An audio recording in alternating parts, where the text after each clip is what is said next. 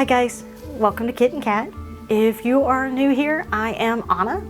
I am the sewist, seamstress, dressmaker, costumer, wardrobe. Yeah, that's my job here. If you have watched this before, the background's going to be a little different. Recently we did expand into the room next to the doll room and sewing room. We will be doing a video tour of both rooms soon because we're really happy how they turned out. This one is where the jewelry is made, the computer stuff, shipping, and social media.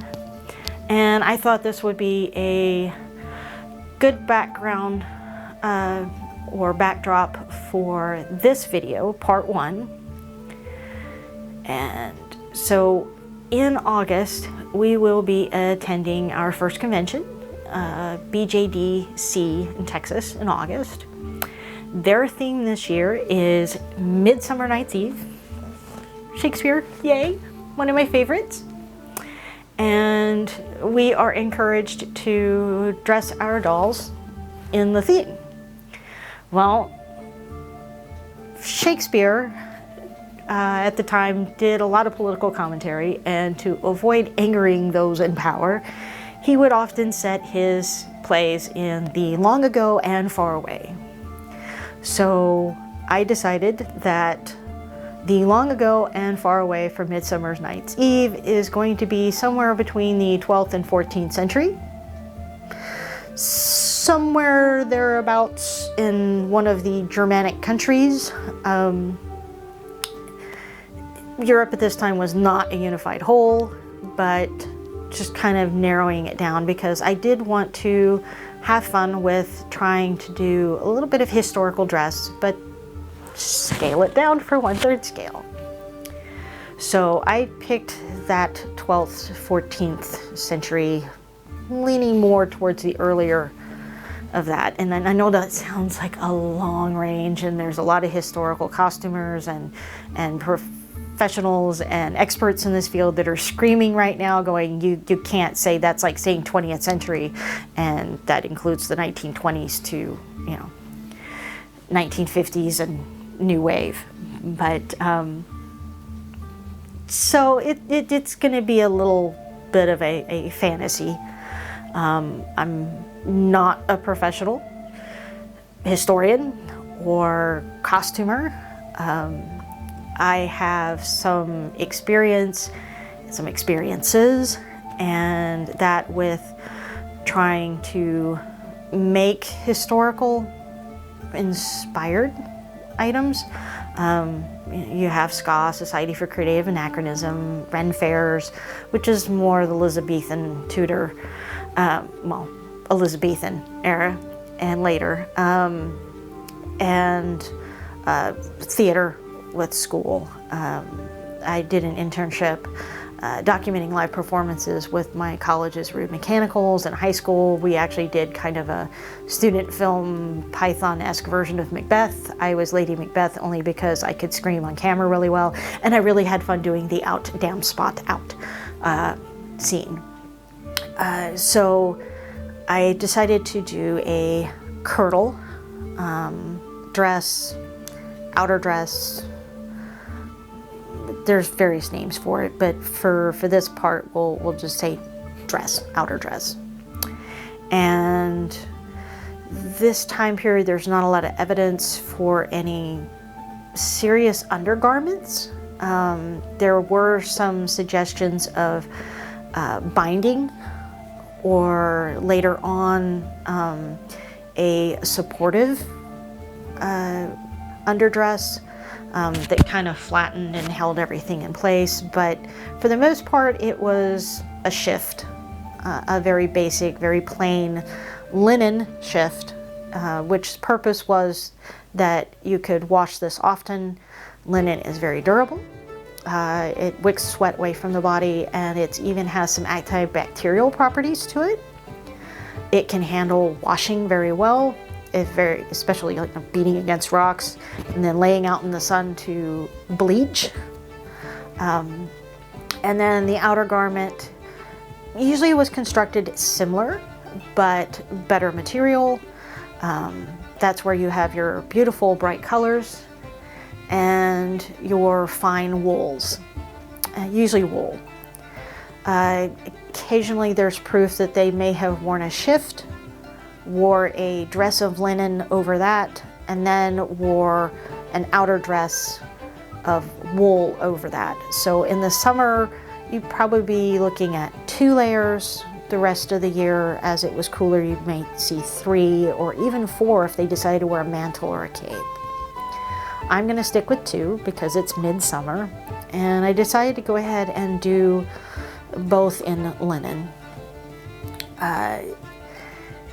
The pattern that I'm going to be drafting, it's kind of based on educated guesses. With the clothing being made of linen and wool, these biodegrade over time. They're natural materials, so we don't have a lot of existing examples from the 11th and 12th, 13th. We have some from the 14th. I think we have like 1 or 2 examples found in bogs and burials. One I'm going to try to link and show you guys a photo of, but I think this may have actually been a shift or underpiece. It seems a bit short to be a dress, and granted the color would have changed and oxidized over time, but it doesn't appear to have been dyed one of the brighter colors at this time. So we have to kind of base and extrapolate a lot on how these garments were made. Artwork at this time was not focused on realism, rather it was to tell a story. Examples are the main characters of the story would be larger than all the extras, and that wasn't because the martyrs or the saints were giants. They were more important. Nobility, the more important you were, the bigger you were in the photo, in the painting, sorry, or sculpture. And figures were very exaggerated. The saints were often shown very emaciated to show that they had suffered, i.e. why they were a martyr. Women were given long necks and slim limbs, you know, to exaggerate grace. Very pale skin. They couldn't even be bothered to make sure horses had 4 legs. There are paintings of horses with 2 legs or 3 legs, or, you know, any combination thereof. So we can kind of get an idea of how the garment was supposed to fit, but they didn't really bother with any details to show you how they were constructed. And that kind of causes a lot of debate because they don't show a shoulder seam. They don't show any darts or tucks or that in the body of the garment to make it come in close on a female. And fabric at this time was a very valuable thing. You know, rare dyes, rare materials. Through trade and import, they might have some silk, they might have some cotton.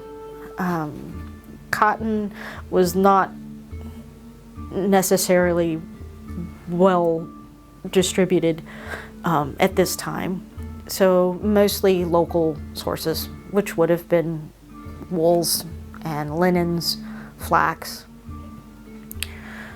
But again, that's how you showed conspicuous consumption, was by very long sleeves, sometimes so long they had to tie them so that they didn't drag on the ground.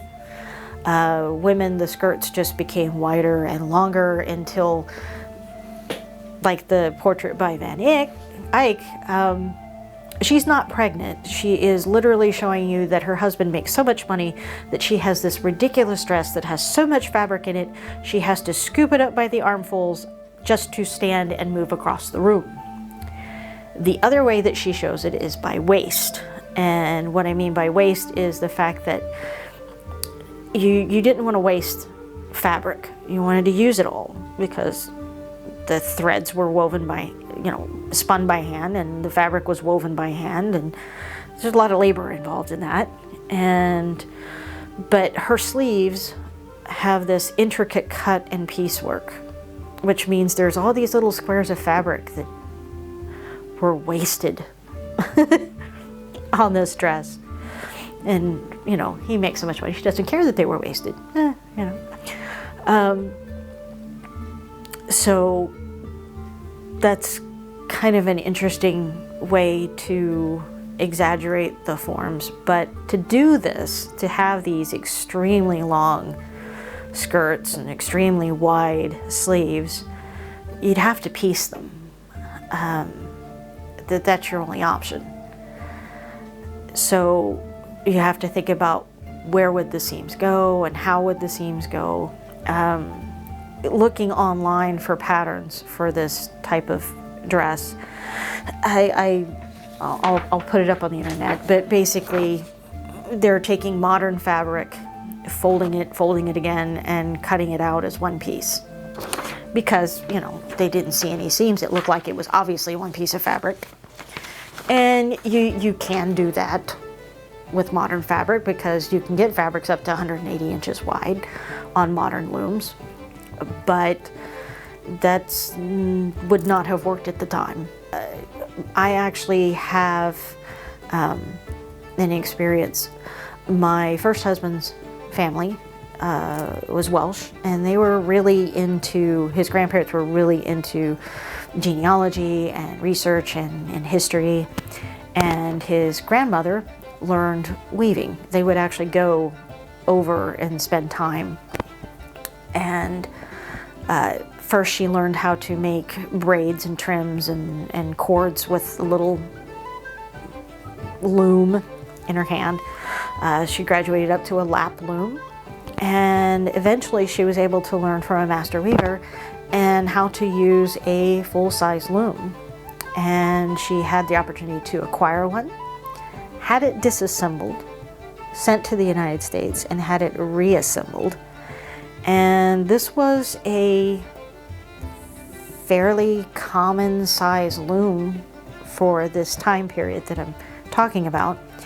And it explained to me that even though that loom would have taken up this entire room, and it pretty much took up her entire sunroom, the fabric, she could go no wider than, say, like a twin-size blanket, and not even a wide twin-size blanket, because the loom, the width was limited by the length of the timbers that they could get to make it from. Also, the number of warp threads that could be wrapped around it. I cross stitch, and I think the best linen I have is still around 30 to 36 threads per inch. That means the loom would have to have 36 threads on it for warp for each inch of width of fabric. And that's a lot of threading. Each warp thread, that's the length of your fabric, and it has to be woven through this machine, this loom, and then the weft threads, the threads that go across, all 36 per inch, are put on a shuttle, which is this long piece, and it has kind of like a bobbin in the middle where you wind the thread. And the width of the fabric is determined by how long the weft threads, how far they go across. Now remember, this is all done by hand. Literally, she would take that shuttle and throw it or shoot it through and between the warp threads. And she had paddles. So she would step on the paddle and it would lift some of the warp threads and leave some of them down. And she would throw that shuttle between the two. And that's what formed the pattern in the weave. She'd step on the next paddle, They would alternate. Between that, she would comb it down, tighten the weft thread against the previous one, and just this movement over and over and over again. And she explained that you had to throw it consistently, the same speed, and you had to clear all the way across that. If you stopped in the middle, it was no good. You had to take it out and do it again, because it would affect the strength of the fabric. It might be too tight and then it would shrink in the middle and you wouldn't have straight sides, or it'd be too loose and you'd have areas of gap. So, and you have to do this for hours. I mean, remember, it's like each thread, 32 times of doing this makes 1 inch of fabric. So fabric was not 180 inches wide. So, you know, some Japanese kimono silks are literally woven on looms that are no wider than your shoulders. So you're gonna have to, sleeves are gonna have to be separate from the body. So that's what I'll be looking at, is to add those seams. For color, the paintings were quite bright. The pigments they used were usually natural minerals, and those don't fade. There's no fading rock. But the clothing was not dull. If you watch a movie and they show everybody's wearing brown, yes, brown is available, but these could be dyed colors, and quite vibrant colors. The area that I'm kind of focusing on, they would have used weld, which looks like a weed, for yellows, woad for blues, and woad you can get as dark, it's very similar to indigo. So blues, bright, vibrant blues, just like your blue jeans, you could do with woad. Madder for reds. Now, those that were rich, there were other dyes available. A rich red that was actually made from beetles. There's the royal purple, but the everyday person could still have a variety of colors. I mean, blue, red, yellow, those are your 3 primary colors, and you could actually dye something a dip and weld, and then do woad and get green. You could do madder and weld and get oranges. And as the dyes dissipate or oxygenate, you could actually get variations in colors. So you could get pastels. So I decided that Kat is going to be more, not necessarily peasant, but more everyday workwoman, and she's going to get to wear yellow. And then Kit is going to be a little fancier, and she can wear something madder red. Now, madder red is not a crimson red or like an aniline dye. It's like a very deep terracotta type red. So the fabric I picked for her is a little lighter, which would have been maybe a secondary batch on the madder dye, or possibly faded. One of the reasons we don't have a lot of examples in existence of clothing is because it no longer exists. Clothing was passed down. Clothing was mended. And remember, material is a very precious commodity. So clothing is made to fit the wearer. If for whatever reason they grow or shrink, the outfit was pieced and expanded or taken in or shortened. If you got a hole, you darned it, you mended it, you pieced it. If it was beyond repair, then you would salvage what was left of it to make something for a child in the family, or a shirt for a loved one, or down to the smallest portion of fabric taken apart and used as stuffing and layering for coats and blankets. So it just shrinking and shrinking and shrinking and shrinking till it no longer exists, but bits and pieces of it are everywhere.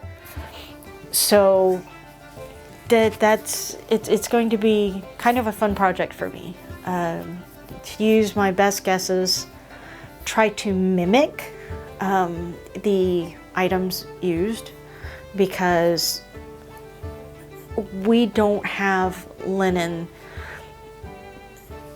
like they had linen. A lot of times linen now is woven on the same looms as cotton, so it's a different weave, it's a different fabric, it doesn't behave the same.